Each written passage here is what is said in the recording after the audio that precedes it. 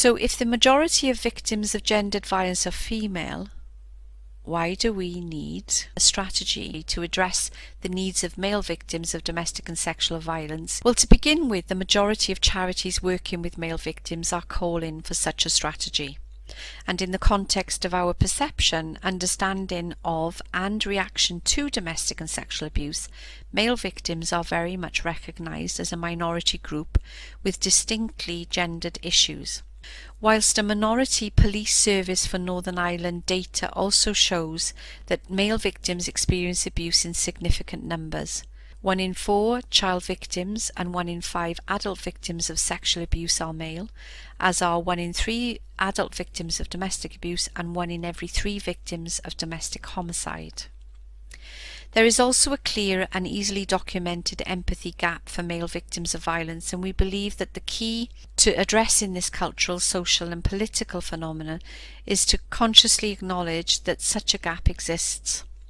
Clinical psychologist Martin Seeger gave an excellent presentation at our conference in Parliament Buildings on how at both a conscious and unconscious level, both men and women are naturally more inclined to protect and show empathy towards women when directly compared to men. For example, at a conscious level, even human rights instruments such as the Istanbul Convention tell us that we must recognise that women are victims of domestic violence and that men may also be victims of domestic violence.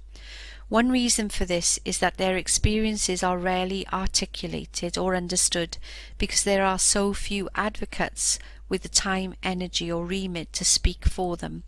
What little representation they do have in the segregated charitable sector generally comes from small, splintered and significantly under-resourced projects who are often too busy firefighting to keep their frontline services afloat, that they have little or no time or resources to commit to sophisticated and coordinated lobbying of campaigns.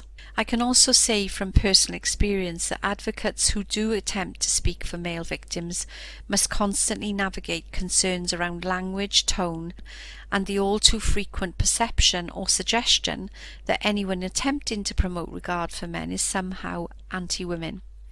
This especially makes it difficult for men to act as advocates for male victims because they can be more easily smeared with accusations of misogyny, and sadly we have documented quite extraordinary examples of male advocates being targeted with baseless accusations and insidious, even illegal smear campaigns.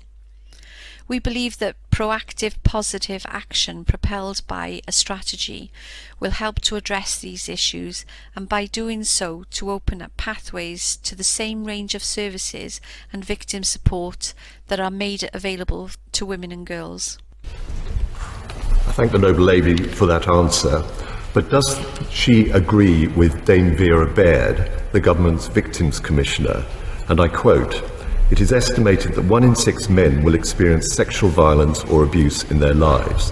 The Home Office's refreshed Supporting Male Victims document, which is notably not a strategy, will do shamefully little to advance these male victims' interests.